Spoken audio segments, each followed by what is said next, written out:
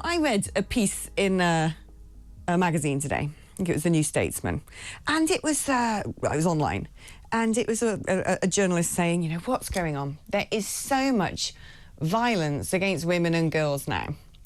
And I just can't get my head around it. Isn't it awful? Why have girls who like Taylor Swift been targeted? Why was it girls at the Ariana Grande concert that were targeted? You know, why is it that women are just having a really hard time? And I thought, well, I know why. I actually know why. Do you want to hear it?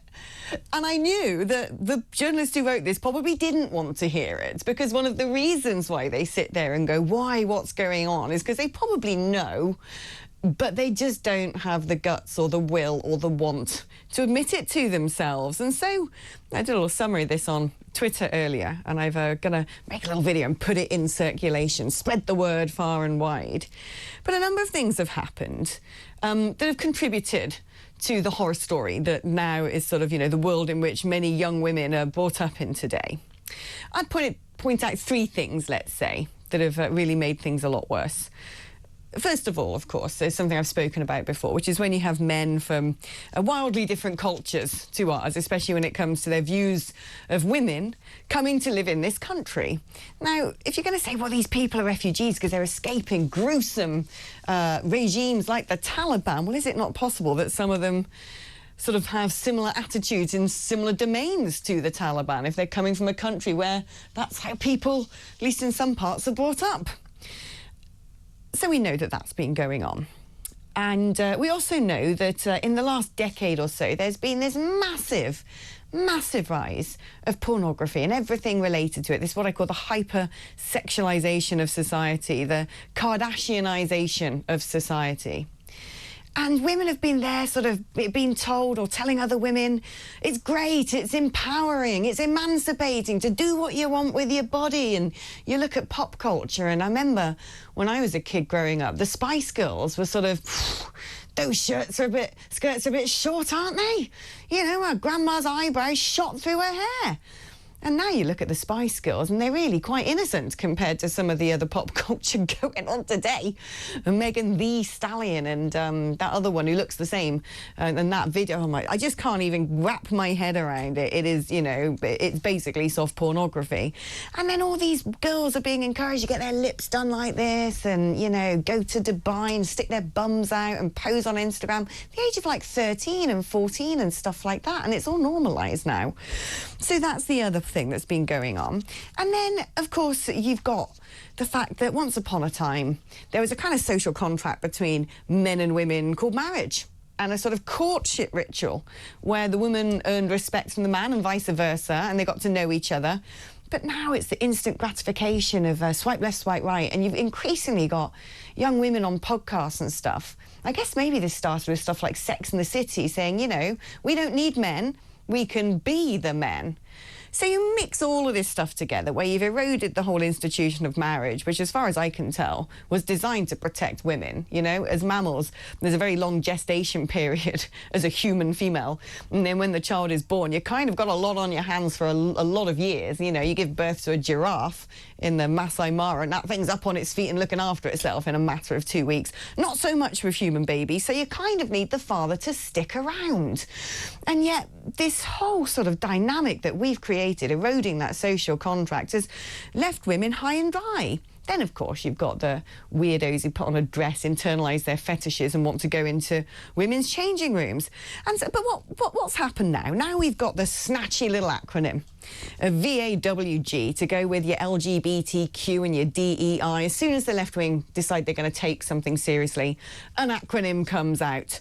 And once they've got the simplicity of an acronym, they have the simplicity of the form of words they're going to use, which will be, you know, violence against women and girls is really bad, misogyny is a form of hate, men are the problem, done. You know, hate, this is who to blame. That's how they like doing things. They can't ever look at a bigger picture. Nuance is dead to them. And I kind of think, well, all of these, you know, whenever you see these campaigns going on, whenever you've got the, you know, refugees welcome here, it ain't Bob and Tony and Derek going out on those marches. It's a lot of middle-class women. They love that stuff. when they sort of do the whole, oh yeah, 50 Shades of Grey, have you read it? I'm so open-minded, I don't mind being choked. I'm like, are you really? You think that's a good idea? And then you've got the whole, you know, the trans rights things, and I'm like, you know, these are men. Some of them have stuff like autogynephilia and, you know, stuff that we probably don't want going on in Girl Guides camp. But, oh, no, it's the women who say, this is great. You know, these men are just like us. And I'm like, really, love? Are you sure? And on it goes, in an effort to be compassionate and kind and to be seen as sort of lovely and gentle and womanly and, you know, engaged with the world and emotionally intelligent, women have basically ridden roughshod into all of the things that once protected them. And then they sit there and they go, oh, what's going on? Why is everything so terrible? It must be the fault of men. Well, that's my view on that. Let's have a chat now with Isabel Oakeshott, a very wonderful woman, a dear friend of mine. Isabel, I mean, I don't know what you think about where we are at in society and this issue of just how horrible it is increasingly for women and girls living in it, and whether it is so simple to just say, well, men are the ones who need to learn lessons. Well, I'll tell you where I'm at, and that is at the moment I'm in the Middle East, in a place that frankly feels safer for my 12 and 13-year-old girls than the UK does. What does that tell us about the deplorable state that we have reached as a country, where a mother might feel safer with young girls in that region than in Great Britain? And it is awful, I think, and very, very difficult as a parent of young girls to know, you know, what limits to set on your children, because of course you want to protect them. But the truth is, day after day, there is such dreadful acts of violence against young women and girls in this country that most mums would not let their children go shopping, for example, in central city centres in London by themselves. You know, I'm sure that's the same in Manchester, Birmingham, up and down the country. And at the same time, you know, you don't want to cotton wool children. That isn't good parenting either. So it's a real dilemma, I think, for parents. And that's really my perspective on it, is how I feel and my experience is bringing up young girls who are on the cusp of, you know, being teenagers. They look beautiful, you know, they are just learning about the world. And I want them to be able to do that in a safe place. And I'm afraid I just don't think the UK is that a safe space at the moment. And I think things have gone drastically wrong really, really very quickly. I'm not saying that cast back 5 years and, you know, a responsible mother would be letting 12-year-olds roam around London, but there does feel a qualitative difference in things now. And I think it feels to me as if it's gone sharply downhill in the last few months alone. What do you think are the reasons for that, though? Because this is, you know, I think a lot of us sort of palpably feel that as women. But what would you say are the sort of contributing factors why this has all gone so horribly wrong? Well, I think there are a number of things, as always. First of all, ironically, has been an incredibly feeble attitude to law and order. Now we're seeing the absolute reverse with all its kind of twisted priorities. But the lax approach to sexual offences against young women or women of any age, frankly, you know, the low conviction rates, the hopelessness of bringing certain cases, the police endlessly saying they don't have the resources to pursue this or that. You know, all of this has led to an absolute explosion of petty crime. And petty crime makes city centres not very pleasant places to be. I mean, you know yourself, I know that you were mugged for your mobile phone. Truly, truly shocking. You know, people may shrug at that. I don't want to be in a society where it's shrug normal for a woman like you, or frankly anyone, to have their mobile phone grabbed as they go about their business on Oxford Street. I mean, this is extraordinary. Yeah, I mean, actually, it's funny because those things are, you know, those criminals target women specifically because they know that women are less likely to fight back. But what do you think about things like, and it's a subject I've tried to raise a lot in the past, and I kind of feel like no one's ever been really that ready to listen to it, but I think we're getting to a stage where people are beginning to understand it needs to be spoken about, and that is the massive impact of what I think is the normalisation of pornography. Now, I'm not a modern day Mary Whitehouse, might be a little bit, but to me, you know, if adults want to engage in adult activities, fine, but there was some sort of separation, there was some sort of taboo and some sort of step that had to be taken when it was all about magazines and DVDs and videos. You know, you had to actively go into a shop, and also with those things, it was sort of, you know, one thing on a DVD or one thing on a video, or, you know, just still pictures in a magazine. Whereas what we've got now with the sort of free-for-all, where anyone can upload anything online and anyone can access it, is this sort of repetitive, it's almost online gambling, you know, bam, bam, bam, image after image after image after image, getting more and more and more extreme.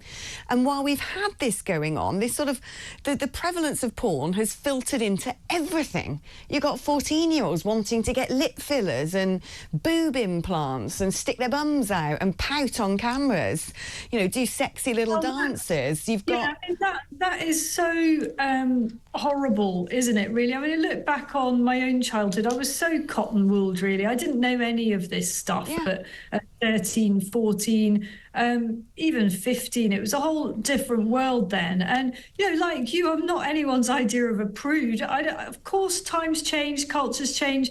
You know, sometimes I look at today's teenagers and feel quite envious at the amazing things they're able to do to make themselves look really gorgeous. You know, I knew what it was like to be a geeky teenager. You know, these days you've got everything: eyelash extensions, hair straighteners, goodness knows what amazing makeup. It just wasn't there for previous generations, and in many ways I think that's to be celebrated. You know, even the geekiest feeling girl can make herself look and feel beautiful, and that's a wonderful thing. But there's a difference between that and sexualizing everything. And I think that parents and other responsible adults have a real role to play in that. It's about having some boundaries. I mean, I don't yet let my girls wear makeup. I'm horrified by the idea of a 12 or a 13-year-old wearing makeup. The faces are beautiful without any of that. But, you know, people have different attitudes to that. And in some ways, it's sort of the beginning of losing, you know, fundamentally who you are, and sort of transitioning into trying to put on a special face for the world. And as far as I'm concerned, it may sound old-fashioned, but I want to put that moment off for my children as long as possible. Yeah, when I was 14, I used to wear my brother's clothes, and frankly, I looked like the missing member of Hanson. I don't think anyone would have looked at me and thought I was, like, you know, imitating a Kardashian. But then I think, you know, the other thing we need to talk about is into this cocktail where you have a sort of hypersexualization happening at a far younger age. You invite into that men who have come from cultures and come from countries where women are covered up, where they're not even allowed out without a male escort, where they might be being told by people in their community or radical imams that, well, these sorts of girls, you know, they're not respectful like our women, you can do what you like with them. And then I think the other thing we don't talk about enough is the fact that, and I was, you know, sort of alluding to this in my little opening rant there, is that women especially are the ones who seem to have to carry the candle for compassion. And so many girls are being told to override what I think is gut instinct. You know, when you see someone who you don't recognise as someone that you know, someone who was brought up in your village or your town or whatever, and they approach you down a sort of, you know, down dark alleyway or whatever, normally you sort of, you know, your hairs stand up on the back of your neck. And now girls are being told to not think like that, to override that, because they could have internalised racism or prejudice. If a man wears a dress and sort of comes up and says, oh, hi, you know, I want to be your friend and I want to hang out with you girls at school are being told, well, he's really nice, he's super special, you should absolutely be his friend and let him come and hang out with you in, you know, the Girl Guides camp. And I think this is so dangerous, that this erosion of what I think is sort of a self-defence mechanism being translated now in modern life as some form of internalised prejudice. Yes, I can see what you're saying there, and I'm keen to pick up on what you said about communities within Britain. They're quite insular communities where women don't enjoy the freedoms that the rest of us have had for a long time now. And while you were saying that, I thought, gosh, wouldn't it be great? Let's hear more from women in those communities, for example, on talk radio, because it's no good you and me sitting here saying, well, this is how it is to be those women, and poor them, how awful it is, and their menfolk automatically are more likely to look at Western women and in a different way because it's a different culture. I want to hear that from women in those communities.